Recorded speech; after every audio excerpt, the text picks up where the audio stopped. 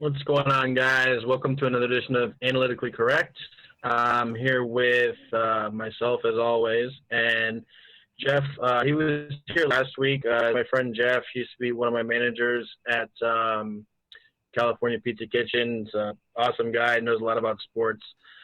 Cowboys fan, unfortunately. I said it last week just to reintroduce you guys into the whole character and all that kind of stuff. And obviously Stretches here as always too. I think he was pumping Shamrock Liquors where we used to do the podcast. They have, what was it, Stretch, 2-for-1 Ciroc or something like that.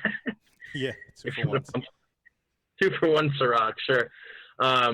We're gonna talk a lot about the NFL draft, most of the show, I would guess, but we wanted to start with a little bit of recap of The Last Dance, just because we're going to spend a little bit more time on the draft, so we wanted to start off with that. Also, thanks everybody for listening and all that kind of stuff. The numbers, I guess it's people are stuck in their house, they got nothing else to do, so the numbers have been even better than usual. One of the better weeks last week.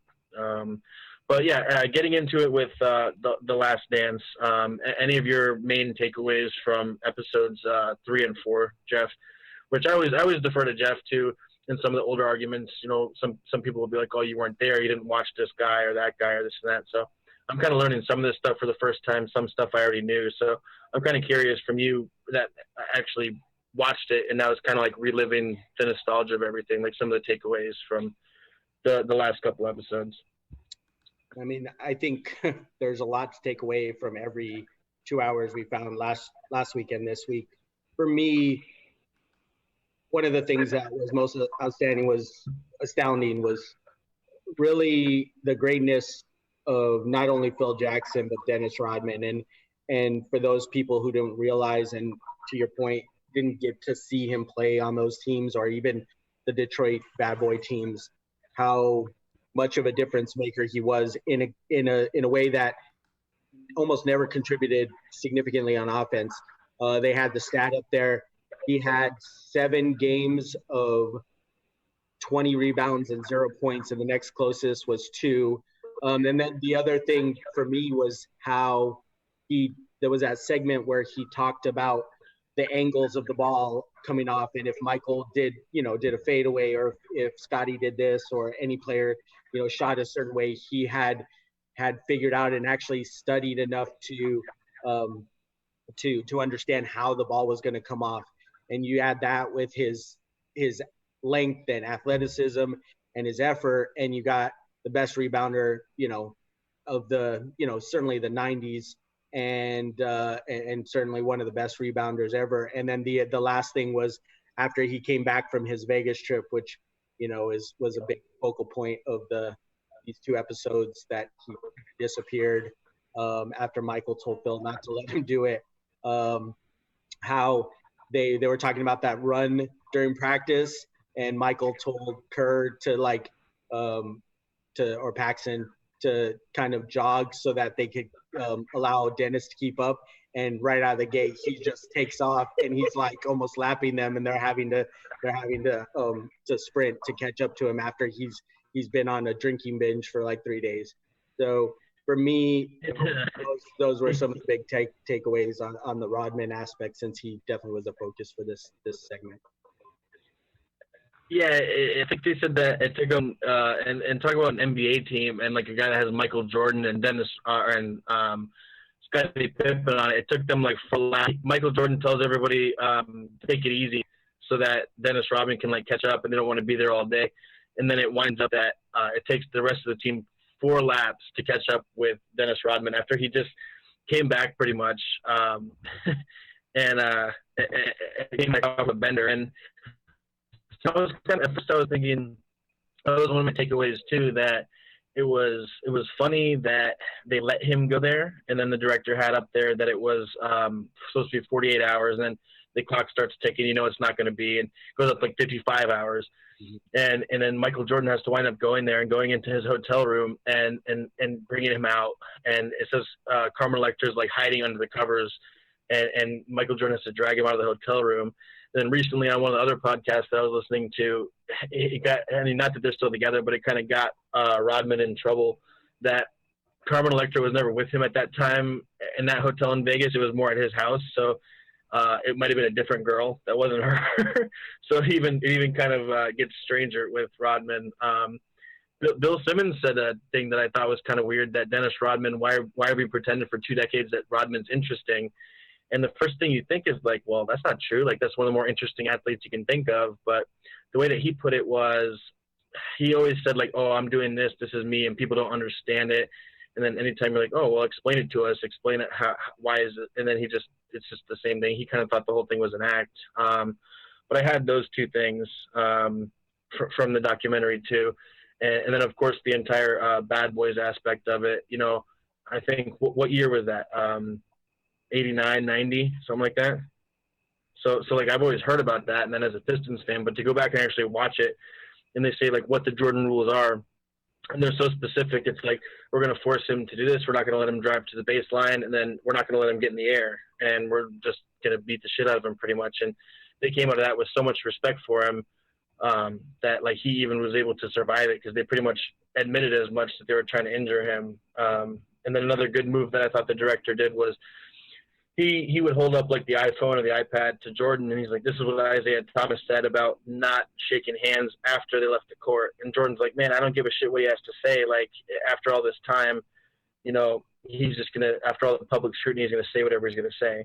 So I was kind of conflicted. I was like, at first I was like, that's how it was back then. You know, sportsmanship wasn't what it was nowadays, to where it's like, if you didn't shake somebody's hand. But then they show footage of the Celtics when the Pistons beat them, and they're all shaking their hands.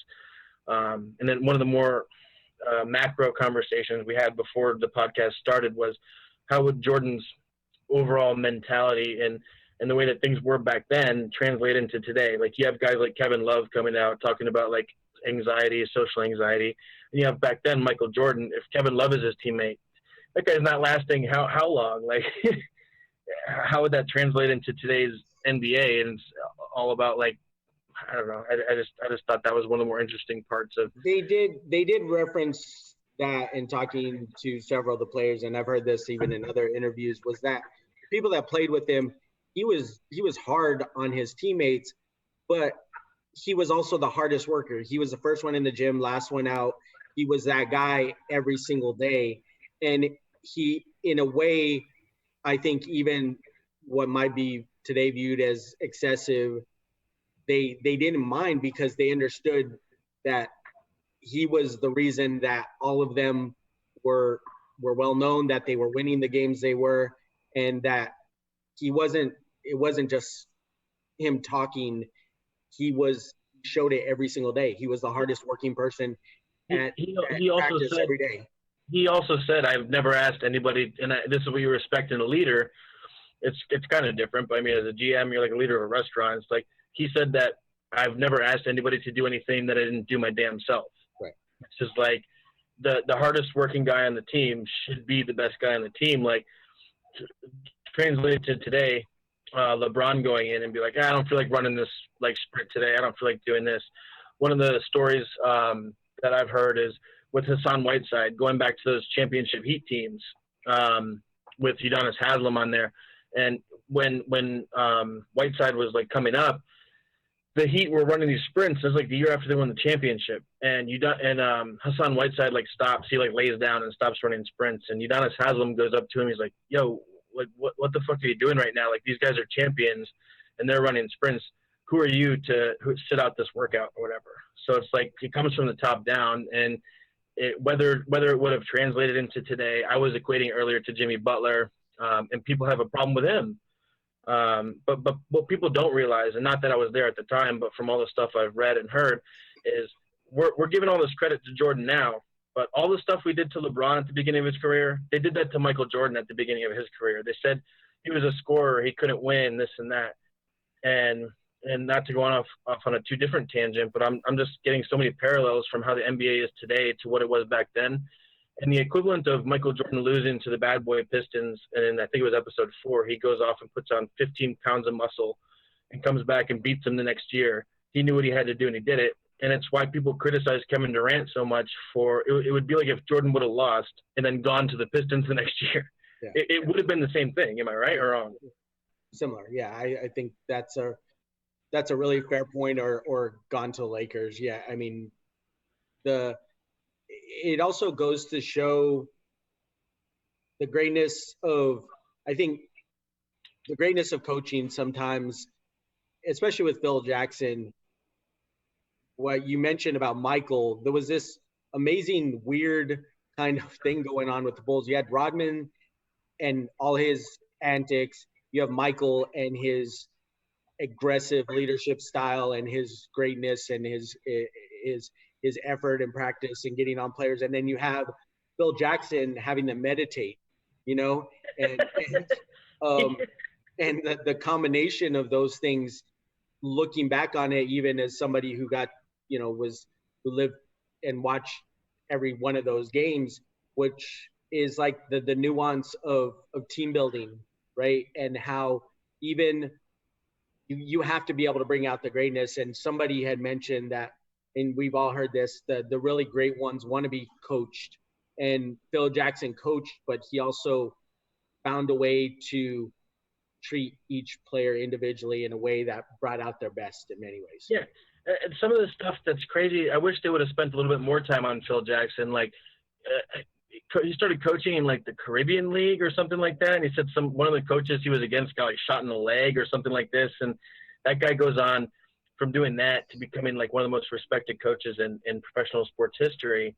And the relationship that he had with Rodman, like, one of the things you'll hear a lot, and maybe I would have been guilty of it before more information that I've found out, is, oh, Phil Jackson won all these titles, but somebody had to have those players. Somebody would have won the championships. But looking at it now, I don't think just anybody could have had that relationship with Dennis Rodman, where that was an actual coaching job, is to let a guy go to Vegas or to coach a certain player a certain way.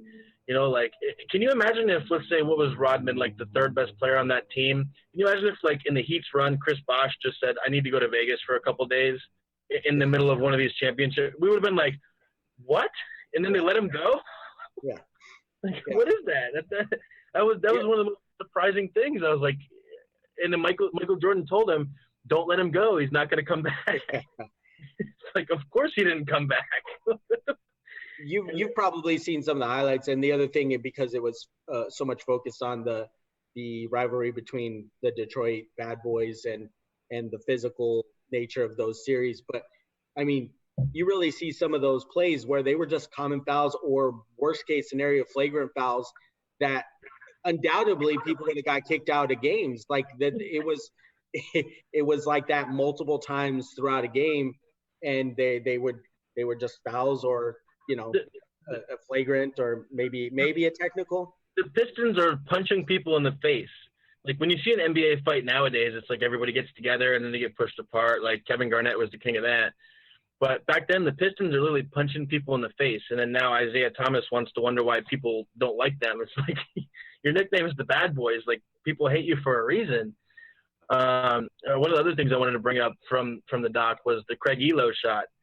I don't remember if that was from the last two episodes or the first two, but what a unfortunate turn of events for Craig Elo. He hits the shot right before that, and then all he's remembered for is Jordan hitting the shot over him, which was actually pretty good defense.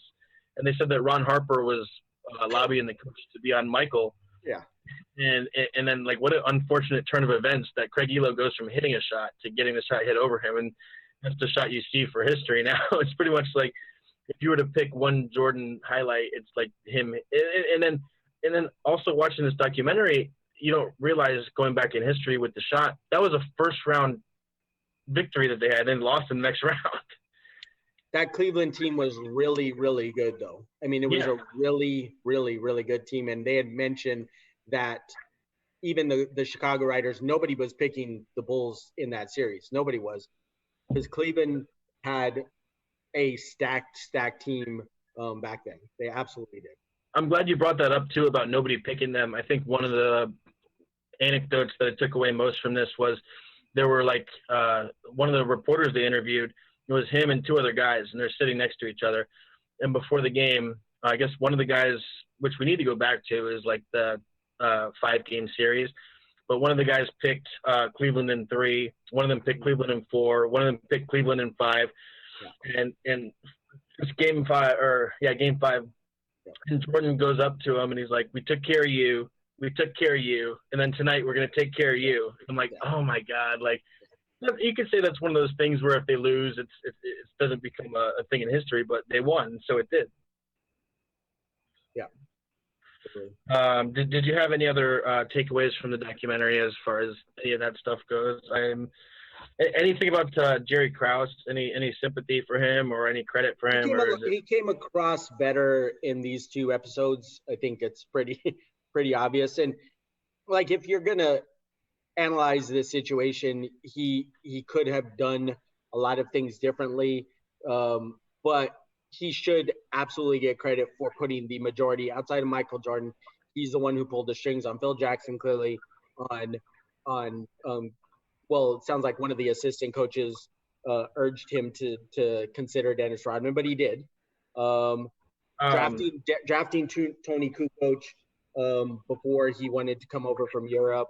All these subtle things. Ron Harper, like, he put a lot of pieces together. Admittedly, they didn't draft overly well throughout that. I mean, they had 4 or 5 good players. They had some role players that did their job, which is another thing I think gets lost in when you're comparing eras. Like, the notion of the role player in this NBA is not really a thing. You know what I mean? Like, John Paxson was a role player. Craig Hodges served a very specific purpose, right? They were there to do a specific job, and that was it. Not saying there's not role players in the NBA now, but they're trying to homogenize all of it in a way that these players all look the same, and that they're trying to put as many athletic guys on the court as possible. So I think it is a little bit different.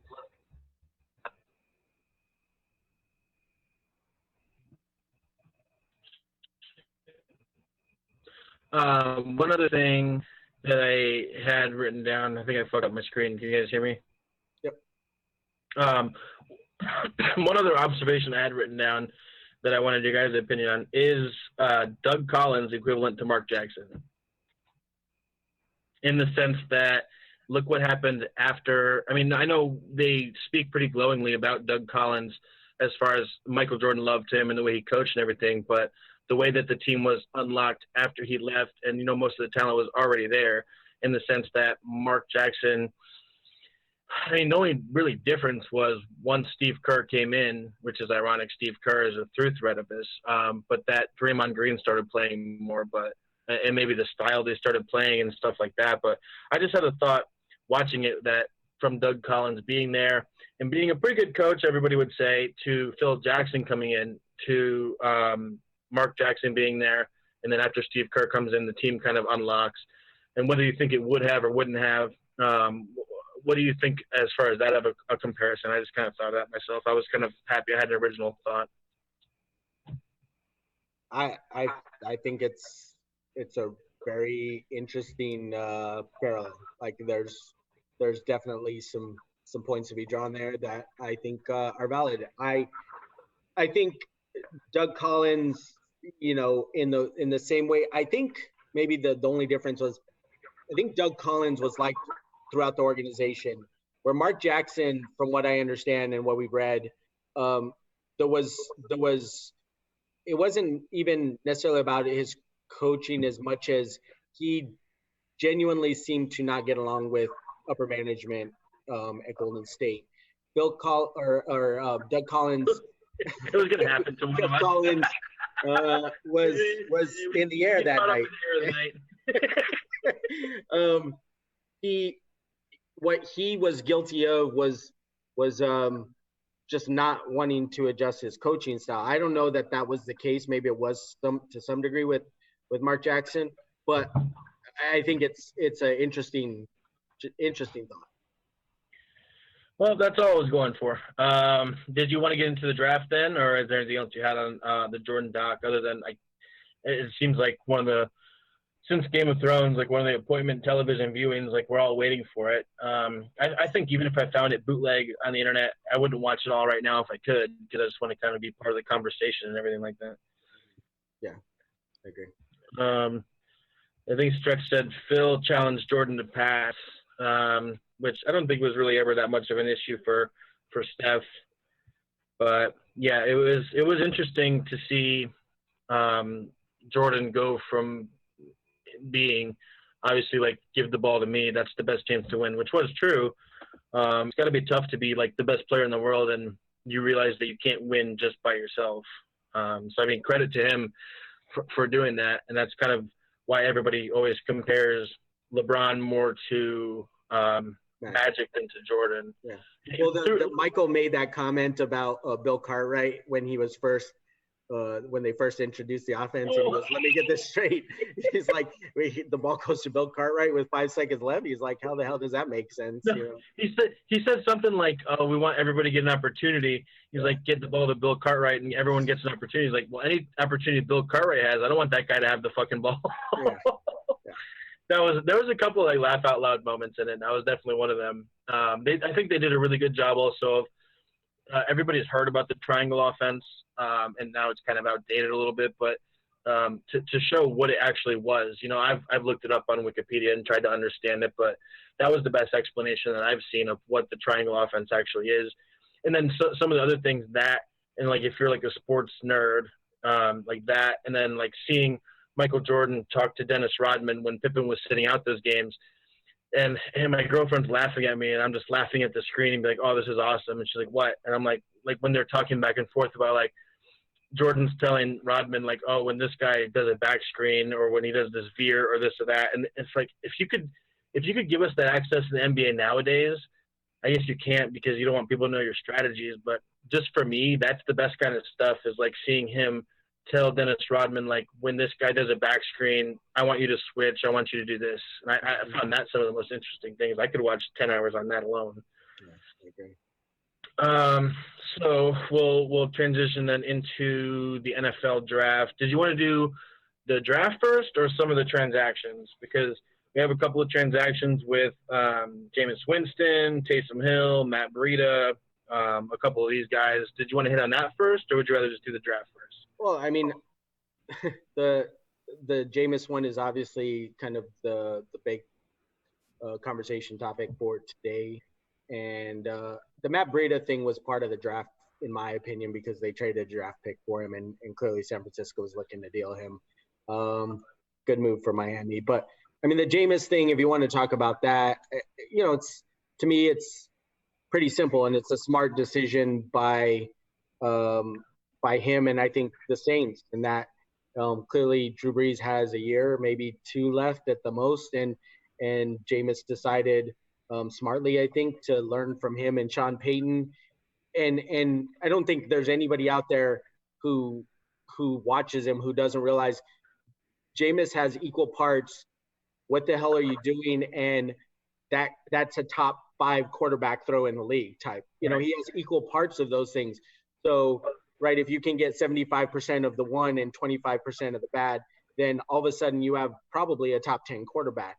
And so I, you know, as a Florida State alum, I think, you know, you can't excuse any of the stupidity. And Jameis had that. The crazy thing was the best I ever seen Jameis look was his redshirt freshman year. That guy looked unbeatable, very few mistakes. What we saw was going into his last year at FSU, that Jameis that we now know. That last drive of the championship game was pretty good. It was, but what people forget was FSU won, was it like 36, 37 in a row, of which that his last year, they had to come back in like 8 of the games, like not just come back, but like multiple touchdowns often because Jameis was just throwing picks right and left. Yeah. So that kind of started his last year. And I think there was an assumption that, you know, great coaching will coach him out of it. I don't know if the LASIK thing makes any difference. I don't have to wear glasses. I'm not saying it will, but I think it was a very mature decision by him and his agent and whoever influences him to go to the Saints, because I think, again, if you get 75% of the wow Jameis moments that you see and 25% of the what the heck are you doing, you're all of a sudden have a really, really good quarterback. I mean, was second in the league in passing last year. And it is funny too that a lot of people were saying that for Jameis, once the market bore out what it did, that the smartest thing for him would be taking the Teddy Bridgewater strategy and doing a year behind a good quarterback, and then kind of. But it's funny that he wound up doing the exact same thing on the exact same team, which think what you want about Teddy Bridgewater, but in my opinion, Jameis is far and above better than Teddy Bridgewater. Like, yeah, I don't think I've heard anybody in sports talk today as I was driving around or listening to it at home, like, that doesn't understand the level of talent that Jameis has. It's obviously the decision making. And the other thing that came out, I think, was that Pittsburgh actually offered him a little bit more money to be the backup there, and he made a decision to take a little less money and play under, behind Breeze and play for Sean Payton. Which, again, I mean, if you look at the weapons long term that they have, the young weapons, it's a pretty, I think, a pretty smart move on his part, and the Saints. In a sense, when we're like, he should do what Teddy Bridgewater did. Nobody thought he would do the exact same thing. The odds of, and then one of the Saints reporters that I saw said that Jameis is going to learn more about football in 1 year than he has in his entire career. And I'm like, at the same time, that sounds like a good thing. It doesn't necessarily sound like the kind of thing that Jameis Winston is like into. Like, he's not always going to be in there like crushing the film and stuff like that. I don't know. I think you're wrong in that way. If you go back and listen to like Jimbo speak or any of those guys, the coach or the film study stuff was never Jameis's issue. Jameis can dissect stuff. He go back and look at his stuff with Gruden before the draft, and like I said, Jimbo used to say this all the time about him. He was really, really good as far as film study and dissecting those things and understanding where the ball should go. For whatever reason, in the short amount of window and time that you have to make those decisions, he's got far too many moments where you're just like, well, that didn't make any sense. He's one of the more interesting quarterbacks to, especially for us in a content type of system, is to debate. Is you and I could go back and forth, and I like Jameis, but the debate is pretty much a stalemate. It's like 30 touchdowns, 30 picks, 30 touchdowns, 30 picks. And it's like, okay, both things are simultaneously true. I mean, if you give me 25 touchdowns and 15 picks, that's much more acceptable.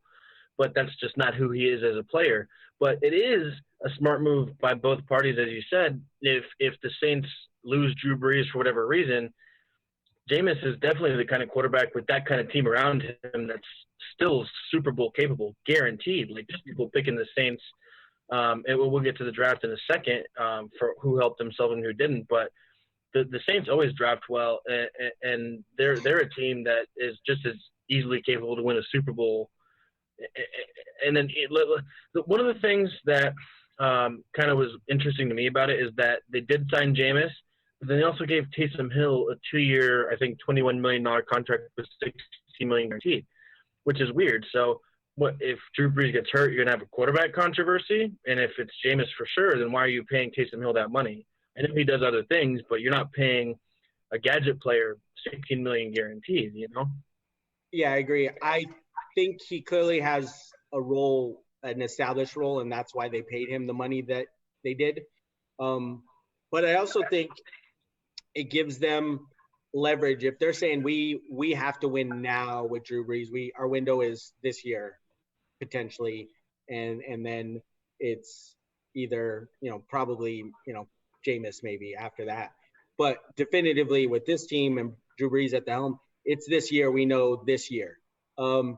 What it does, I guess, is it gives you the same player that was very productive in a lot of different ways, in the gadget ways that they used him. And maybe it means that even if Brees gets hurt and Jameis is in there, I don't know that Hill's role changes. Maybe it becomes a little bit more established, but I think they use him in a very similar way. I don't think all of a sudden they're having him drop back 20, 25 times a game. Do you think that maybe speaks to the market that was out there for a guy like Taysom Hill, like that they had to pay him that? Because it seems to be because, yeah, I agree. They put a first round tender on him, and that's I'm sure not done by accident. And I don't quite get it, to be honest. He's a really good football player. He's a really good football player, and they've figured out a way to use him. And I think you may end up seeing maybe more of those types of players, this kind of morphed hybrid type of player that can do a number of things, not necessarily play quarterback, but I think we're already seeing running back and wide receiver guys going out into the slot, doing different things, maybe even bringing in wildcat type option plays. And it's not like it's not like they used up. I mean, if you're going to combine, like how some teams do, all the resources you're putting into one position. So if you look at it like, okay, we don't look at it like we're putting in $16 million guaranteed to Taysom Hill. Look at it as we have Jameis on this super cheap contract. Why wouldn't we do it? And then all the money combined. So maybe they're just going to worry about how they're going to use the guys later, and just saying, well, if nobody's going to take this guy, we'll take him. Like he's undoubtedly a better quarterback than Taysom Hill. But if they're going to – I was just kind of surprised at the value they put on Taysom Hill, and it must have spoken to what the rest of the league was offering him, because, I mean, why else would you give that guy that much money? They're obviously all in to win the next year or two. Yeah. But I was just a little bit surprised. It also goes to an argument that you and I had in January late when I went down to Orlando in the Cam Newton versus Jameis Winston argument, and who would be a better option for teams. If I recall correctly, you were very much on the Cam is definitively a better option. Mm-hmm. And it would appear that none of the NFL teams agree with you, though, sir. Well, it just depends. I mean, you don't think that Cam Newton could have gotten the same contract from the Saints? Like, maybe he just doesn't want to take that contract. Like, Jameis, by taking that contract, is acknowledging his worth. If Cam stays out until week 4, 5, or 6, and then a quarterback gets hurt and he gets signed for $10 million, then that would make me right. Right. Except for you don't know that either. What we know is that there was some market for Jameis, and there hasn't appeared to be a market for Cam. But Jameis's thing was never an injury related. I mean, Jameis's thing was not injury related. It was interception related. Cam's thing is, we're in a pandemic right now and people can't work him out. So why are they going to take a chance on him? And it just happened. I think it's more than that. I didn't see some on Twitter. Was it today, where he was posting random weird stuff that Cam Newton does? And I'm not one to criticize, but if you're looking for a job, maybe make it look like you care about playing football. What did you post? I had just heard he had post some more like kind of fashion stuff and things like that, and that's people can have two interests simultaneously. I don't disagree with you. I am simply stating that if you're trying to get a job, then I'm not saying he's wrong, not at all. But what's he supposed to do? Just show himself working out in a home gym? Like, that doesn't mean anything either. No, but for whatever reason, teams don't seem to be interested in him right now. And I don't think it's just the injury stuff. I think the other aspects of Cam Newton do play into it a little bit. And to what degree, I don't know. But I don't think that's a reach. Well, yeah, I don't know. We'll time will tell. I mean, I think, and when I say that I think Cam is a better option than Jameis, I'm not saying it's like definitive and I would pound my fist on the table. It's definitely an argument to be had, but I don't think the fact that he signed with the Saints for what was like $3 million or something like that is an indictment of him over Cam. It is. I'll take it. Well, I mean, I don't know what to say. That's an argument ender. I guess I'm wrong. Yes, as long as we can agree on that. We'll see. And then what was the other transaction that I wanted to say? Hang on, let me shut the door. Well, Matt Breida was Yeah, I just wrote it down kind of because it happened, and that's kind of what you can say about that transaction. Is it happened, so we can kind of move on from that. Yeah. So let's get into the draft. There's a bunch of different ways that you can kind of attack the topic as far as everything that happened. I guess I would ask just to get it started.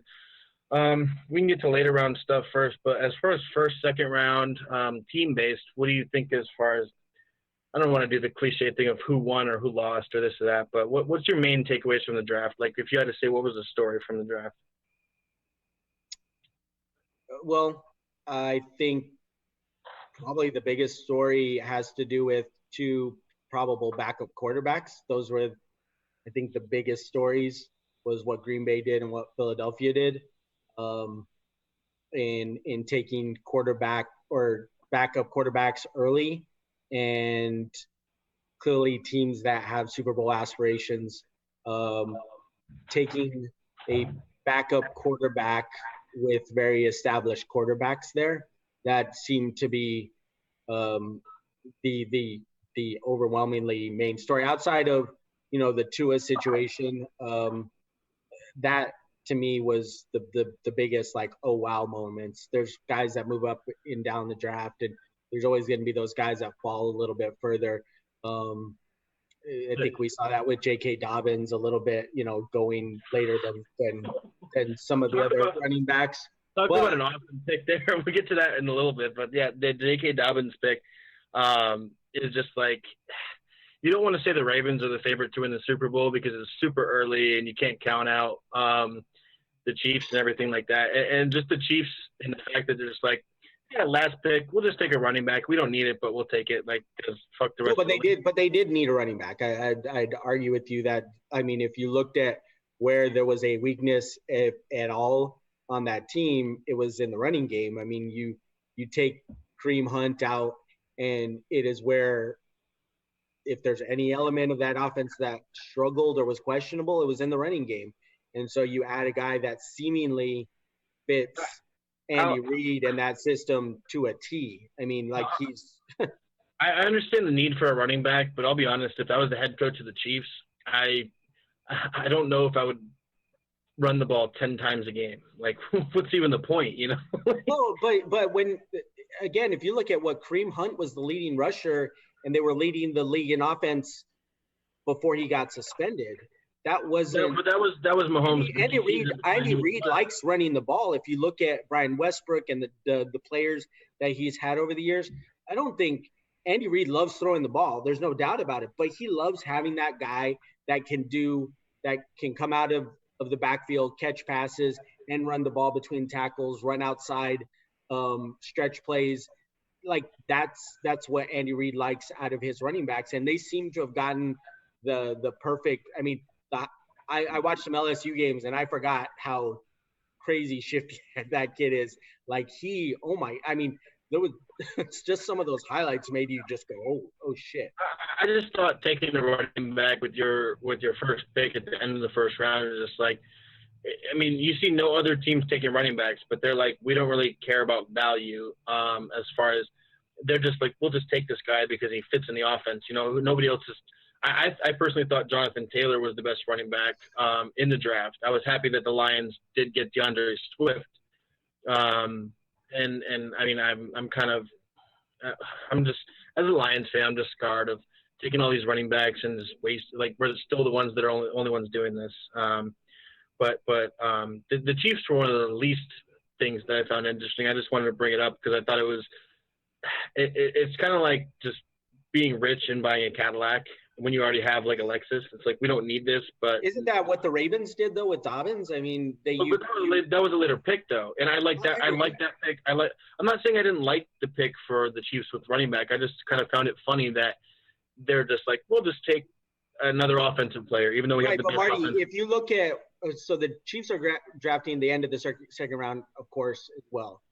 At the end of the second round, if you don't take that guy, none of those backs are there that they wanted.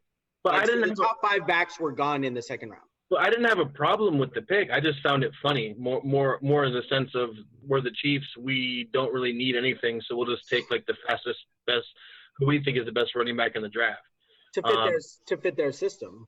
The J.K. Dobbins it's debatable. Like, the top 4 or 5 backs, I think, all have very unique qualities and skill sets, and some of them, I don't know that J.K. Dobbins or some of those guys necessarily fit into Casey's system as well as that kid looks like he does. I mean, he caught a ton of passes for LSU as well. If you think about the J.K. Dobbins pick, which is a weird place where I thought we would start with the draft as far as running backs, but we'll just go with it, is they're pretty much, and as a person with you in the 16-team fantasy league, I know all about Gus the Bless Edwards. I love that guy.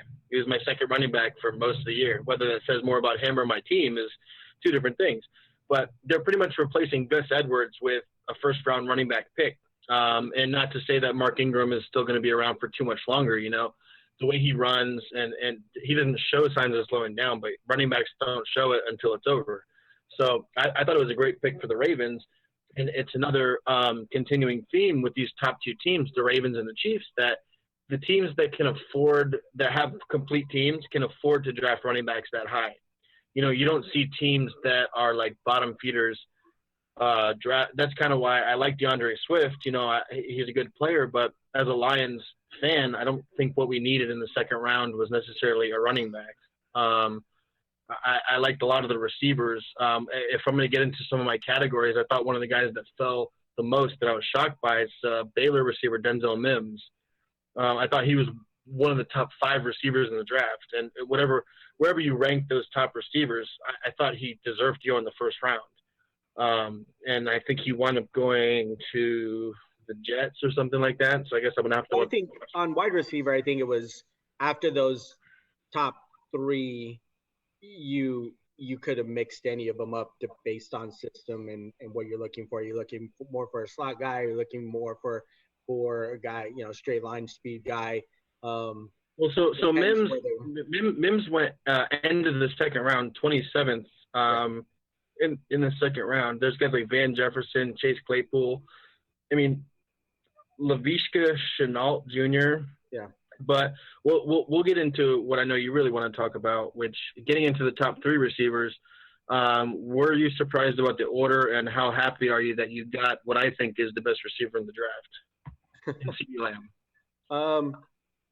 A little surprised about the order, but in that way, the Raiders do Raider things, and it's interesting how some teams, no matter the ownership, the coaching, Al Davis's spirit drafted him. They took the fastest guy, but this is what I would tell you. And we had this conversation, I think last week, just privately. Was you asked me, I said if you're getting a Tyreek Hill, that's I think what they looked at him as. I think if you get anything close to a Tyreek Hill type of athlete and use him in the way that Kansas City does, and he becomes a little bit more polished. With his route running, not excessively so. He's never going to be Jerry Jeudy, but I think then you have something there. And I think in that way, that's probably what they looked at Ruggs as, and Denver, our buddy Bo was doing backflips when Jeudy fell to them. And as a Cowboys fan, I was similarly shocked and excited watching CD fall to us. And it also was kind of a double win because we got to see Eagles fans pissed off.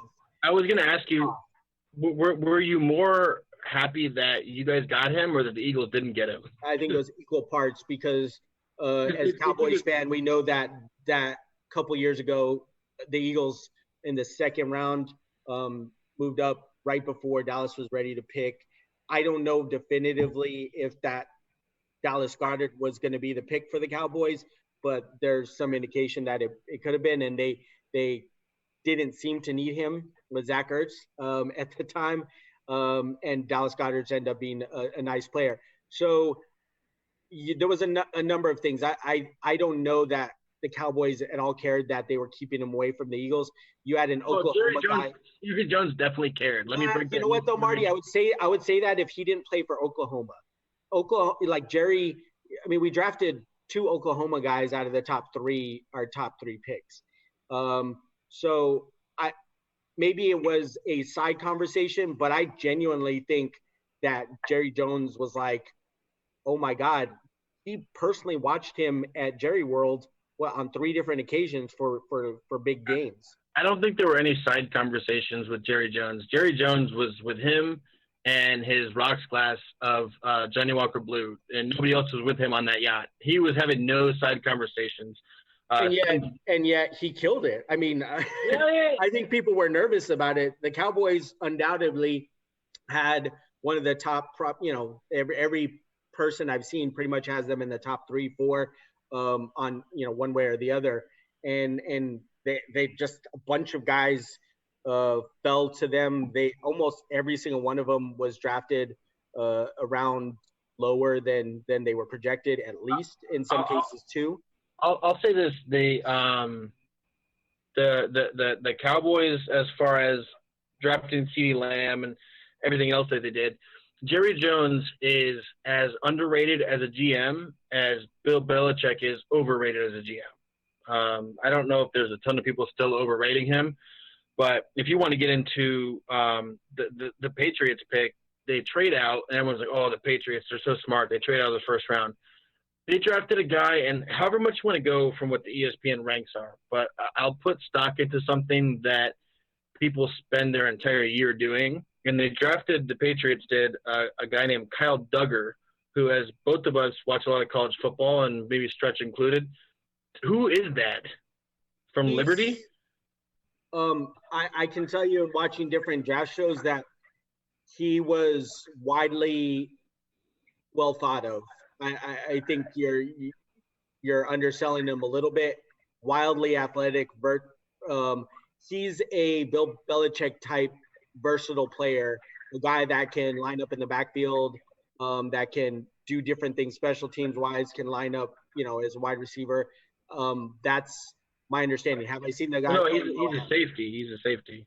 No, but he played other roles for that team. He did all sorts of different things. Does it sometimes seem to you, like it does to me, that the Patriots are almost doing things because they think they're smarter than everybody else? Like, so as far as safeties go, Kyle Duggar, he went ahead of guys like Grant Delpit, Antoine Winfield Jr., who I went to that actual game in person against Michigan and Minnesota and whoever the hell they were against. But Antoine Winfield and Grant Delpit, and they drafted a guy from Lenore Royne. I mean, I'm not saying that I know anything other than anybody else more than Bill Belichick, but sometimes it seems like, I mean, you're trading back, but is the guy you're like, he's if you look back at his draft history, it's not great. So no, it's actually bad. Like, they've accumulated a lot of draft picks, and as opposed to what Jimmy Johnson famously did with the Cowboys, where he hit on a lot of those picks later rounds. The Patriots haven't done that. I mean, they are incredibly bad at missing on a lot of their early round picks and mid round picks. I mean, a lot of them. Yeah, it was something like they haven't drafted a Pro Bowler since, I want to say, maybe Jamie Collins or before that. Yeah. So with your first, second round pick, you haven't drafted a Pro Bowler in like 6 years. What I wanted to get to with the draft that we've gone long enough without talking about is, I think it was a surprise of the first round, was the Packers drafting Jordan Love. There's a ton of stuff to unpack with that, as far as, like, I mean, my main question is just like, what the fuck? Yeah. Well, that's what we started off. That was my main kind of holy crap, was not just him, but Jalen Hurts with the Eagles. And the Jalen Hurts thing didn't really surprise me as much, because it's a second round pick. They didn't trade up because they need wide receivers, and because there were wide receivers on the board, and anybody who watched the Eagles, and certainly Eagles fans, if you watched the reaction, were like, I don't care if we took a wide receiver in the first round. The conversation need to be had whether they take another wide receiver in the second round, or are you just like the Packers? My conversations with people have been like, wait a second, if you're a Super Bowl contending team, which both of them I think assume they are, the Packers made the NFC championship game, that you're basically, outside of the Eagles coming up with a really Taysom Hill kind of way to use Jalen Hurts, and maybe they will, you're drafting two guys very high that, in basically won't be contributing to your team this year unless those guys get hurt. So how does that make sense? But I think everybody would have been less surprised if the Packers would have drafted a receiver. I mean, I know they drafted a running back a little bit later on, but in the deepest receiver draft in years, you don't draft any receiver. And then not only do you draft a quarterback, you trade up to draft him. You have Aaron Rodgers. I have it here under contract. He's 36 now. You have him for the next 4 years, $134 million. You have in 2022, you have a way you can get out from under the contract, but it's $17 million in dead cap money. And so realistically, it's not until 2023, which even if it's 2022, the way the contracts work out, even if Jordan Love is good, he's not going to be able to contribute to your team as a starter with Aaron Rodgers on the team until he has 1 or 2 years. You're going to be in the Dak Prescott situation by the time the guy's even a starter. How are you going to find out if he's good? It makes no sense at all. And then you add to the fact that they clearly, at least the Eagles, called Carson Wentz and said, here's what we're thinking about doing, from what I understand. And the Packers did not. So it seems like there's a lot of underlying things that have been reported for years that continue to be the case with his kind of diva-ness, and maybe they're just kind of over it no matter how talented he is. The reality is he's just been okay the past couple of years, and you can blame that on injuries, not putting injuries, and also not putting the people around him, which is I think where you were going. Which I have another thing that I had written down that. So look at these guys. You have Aaron Rodgers, you have Drew Brees, Tom Brady, and Peyton Manning. These are the number of touchdowns that these guys have thrown to first-round picks. Tom Brady, I can't read my handwriting. Tom Brady, 105. Peyton Manning, 293. Drew Brees, 104. And these are touchdowns that are thrown to number one first-round picks. Aaron Rodgers, do you want to guess how many touchdowns he's thrown to first-round picks? Wait, on a side note, how many of the the Tom Brady one's a little skewed to two players? Skewed? Because he threw a lot of those touchdowns to two different players of those numbers. Well, I'm just saying the numbers are 104, 105, 293. Right. Just guess what Aaron Rodgers' numbers is. To first round? Yeah, touchdowns thrown to first-round picks. Well, he hasn't had any, right? So I don't even know what the number could be. He threw one in 15 years. He threw one touchdown to a first-round pick, and that was Mercedes Lewis. Oh wow! Yeah, that's kind of an indictment of the last offensive first-round pick that the Packers had was Aaron Rodgers. Mm-hmm. Yeah, and that is, yeah. If you want to say, anything about the Packers organization. Listen, they've been pretty successful throughout a number of different regimes, different quarterbacks. So maybe they feel just as an organization that the team aspect and that thought process is what's kept them pretty steady over the past 2 decades. Is Aaron Rodgers a top 10 quarterback of all time? It's debatable. But I would say yes. And I would say top 5. Listen, talent-wise, yes. But, I mean, if you want to look at it, in reality, he's won a Super Bowl. Right, but the fact that they only won one is a demarcation of that the organization hasn't done him any favors. I agree with you. Listen, the stats and the things you just pointed out bear that out. So nobody can dispute those things. I'm not here to dispute it. But, top 10 quarterback, yeah, I think he is. But I think there's conversation to be had that you wouldn't have had 2 years ago about his rank in that top 10. You know what I mean? That the past 2 years, injuries, whatever, however you want to blame it, there are, he has looked more pedestrian, and whether that's the talent around him, the coaching, or him, or combination thereof, those are the realities of it. I mean, there's a lot of players and people that you could point to and say, oh, it was coaching or talent around them. But the reality is he's just been average the past couple of years. Right, but you could say the same thing about Tom Brady as far as his place in history and what he's been the last couple of years. And yet, even an organization like the Patriots tried to do everything they could last year. It didn't work, but they tried to put him in a position to win.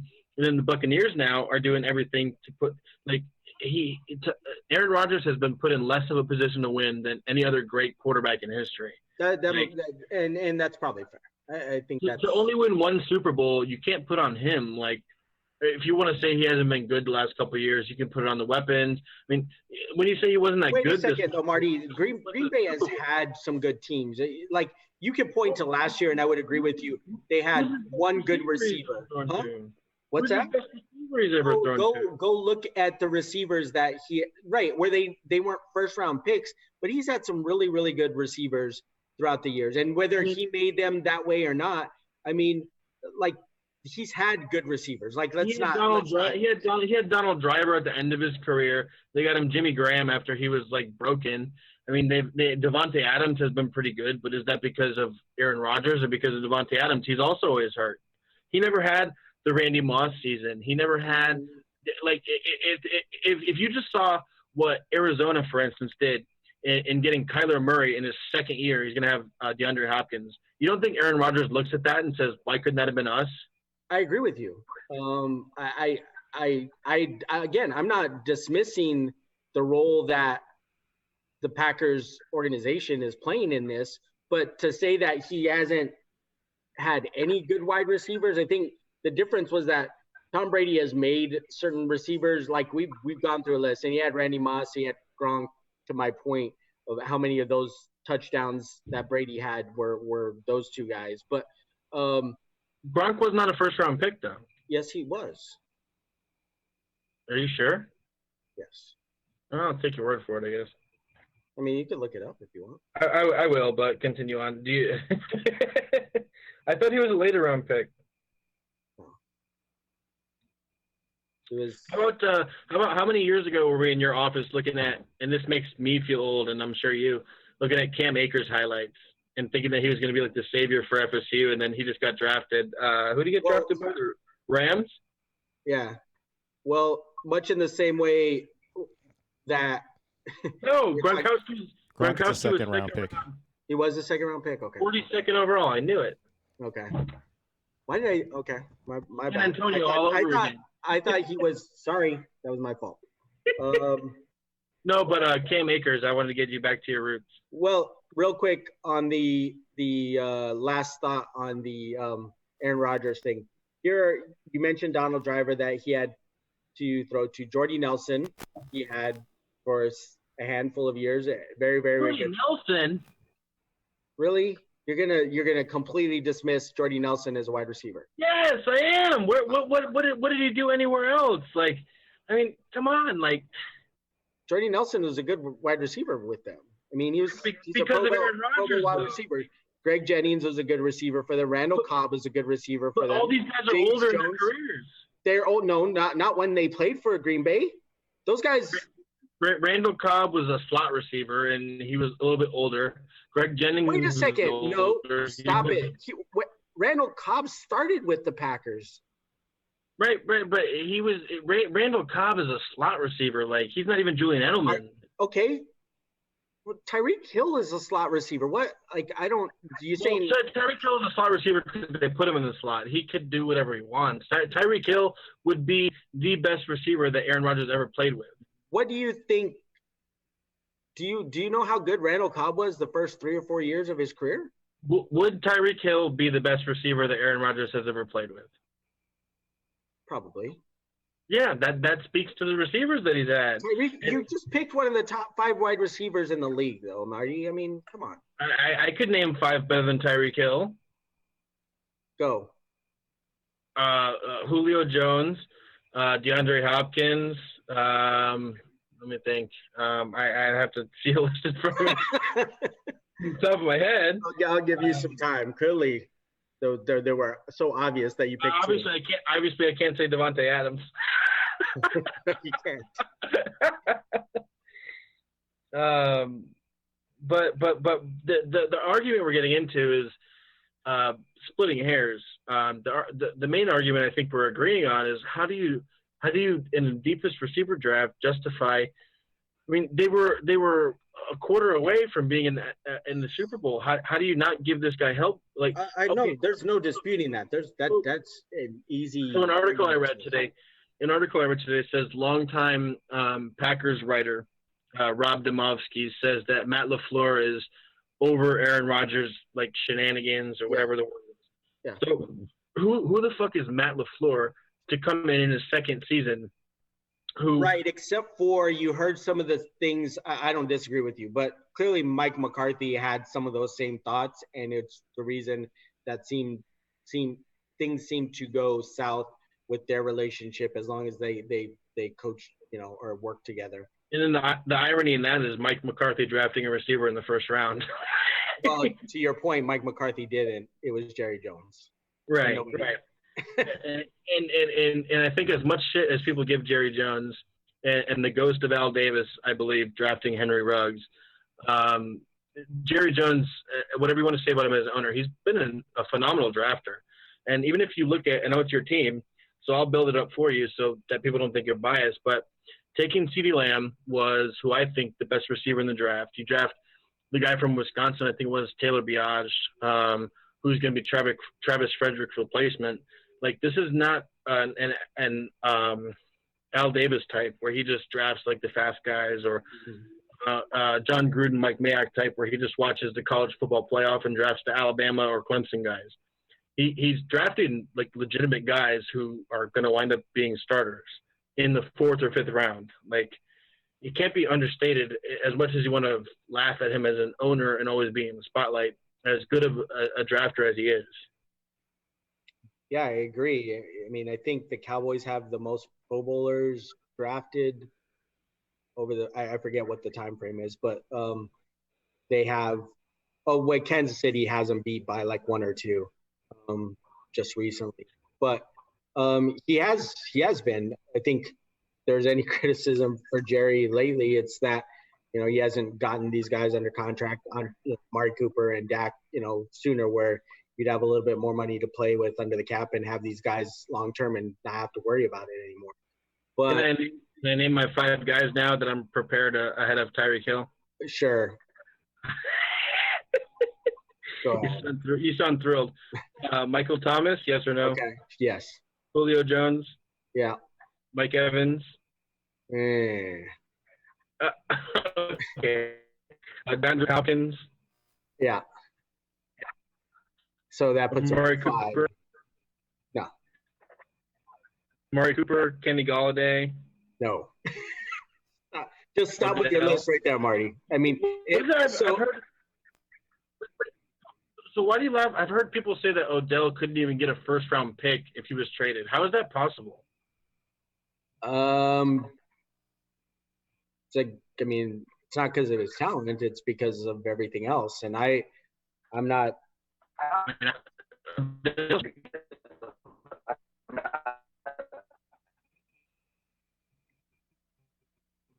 Lost you. Odell should get at least a first-round pick, right? I was trying to see at what time we were at.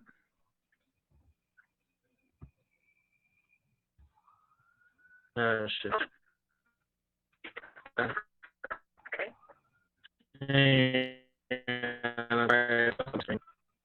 Stretch, what time are we at?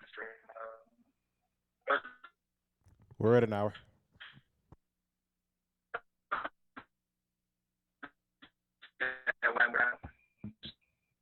No, I just wanted to double check. Yeah, so what I was saying, Odell should get a first-round pick, but I've heard people saying like that's. I think it was in the draft Zoom that we were doing, and I think not Tony, Marcus. Marcus was saying like, hell no, you can't get a first-round pick for Odell. Like, you just got a first-round pick for Brandon Cooks. No, right, but that realizing that the team that did that is doing some obscenely questionable moves. That doesn't.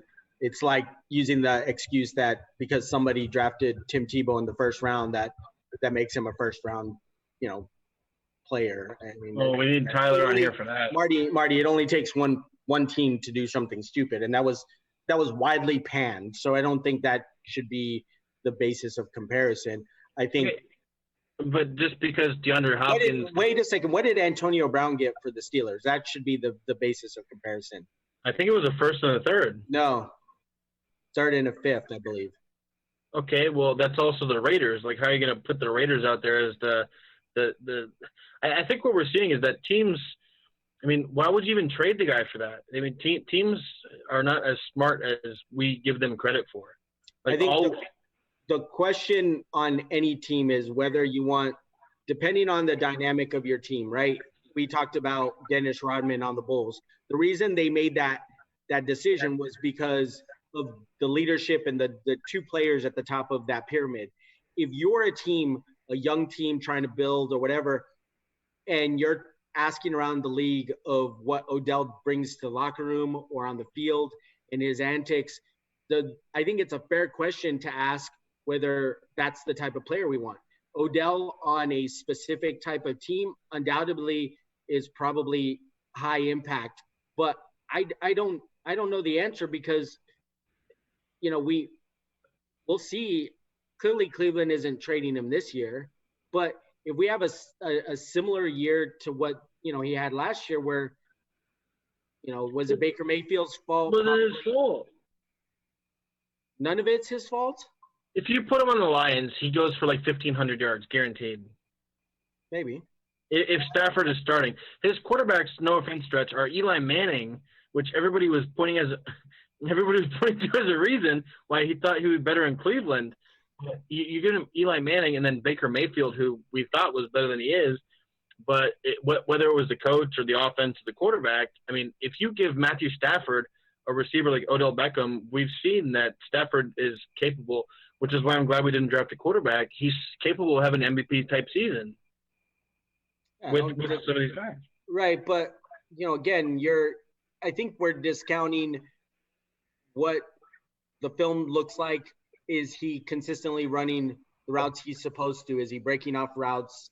I don't know the answer to that, but there is something to be said about his antics and what they have done as far as the perception goes throughout the NFL. I don't think there's any debate about it now. He did no antics last year. There was nothing last year as far as his character, his personality, that should have given him the shitty season that he had. And we're going to look back on it. I can guarantee you, if he gets a new team or a new quarterback, that, oh wow, how is it possible that this guy put up that shitty of a season? Right, and what are they paying him right now? I mean, that's the other big aspect of it. It's I don't know how much they're paying him. Is it $20 million? I don't know. It's a lot, but it's number one receiver money. He's a top 5 receiver in the league, Odell Beckham is. Right, but as it stands now, to your point about who the top 5 wide receivers are, as it stands today, you're still taking Odell over Tyreek Hill. If Odell was with Patrick Mahomes, he would put up similar to better numbers because he's a better receiver than Tyreek Hill. He'd have like 3,000 yards. Yeah, he can do the same things he does with his speed, but he can also run good routes. Odell, to me, is better than Tyreek Hill, and I don't think it's that close. Okay. You're switching out Andy Reid for who was the joke of a coach that the Browns started with last year? The fat guy, Freddie Kitchens. Yeah. Yeah. I don't know. I mean, yeah, but let's see what DeAndre Hopkins does this year with Kyler Murray, and you thought he was good before. Let's see what DeAndre Hopkins does with the coach that has an offensive mind and more than a pulse, that's just sitting there eating like fucking barbecue all day long and has no respect from his players. When you're talking about a guy, I didn't get along with him, so I had to trade him.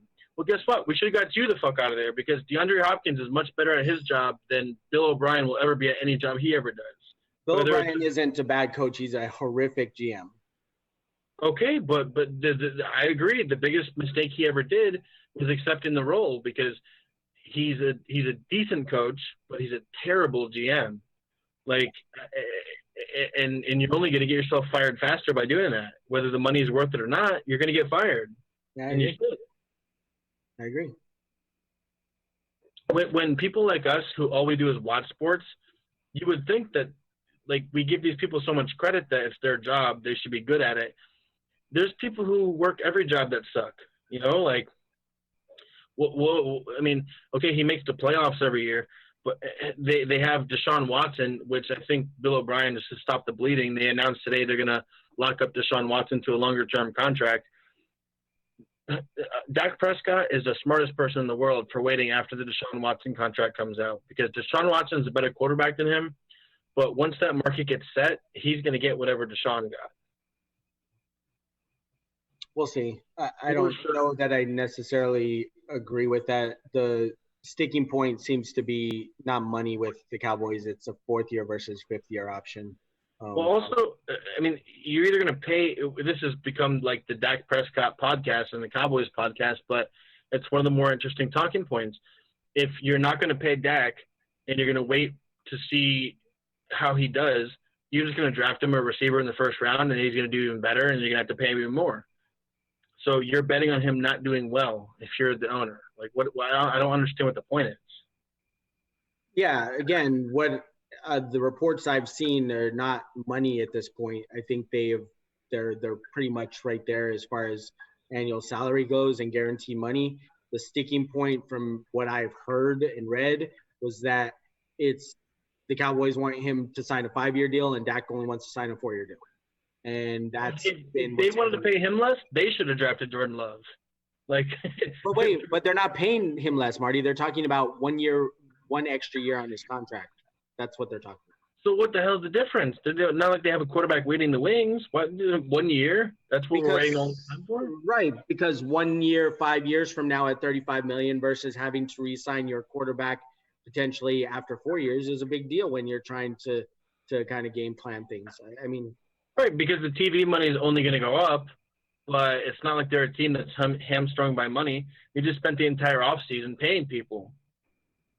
No, I agree with you, but they have to fit under the salary cap just like every other team. It's not baseball where otherwise the Cowboys would have every Pro Bowl player on, and Jerry Jones would just go into the luxury cap and just overpay for everybody and win himself championships. I don't think anybody would doubt that if there wasn't a cap involved, Jerry Jones, the Cowboys would have an all-star team. You know the reason they put the salary cap into place, right? For Jerry Jones. You're on point there, but it was pretty much they put the salary cap into place as far as all the sports go, because if the owners were just allowed to spend all the money they could, they would spend all the money they could. Yeah. So they put it in place for the owners, not because they can't afford it.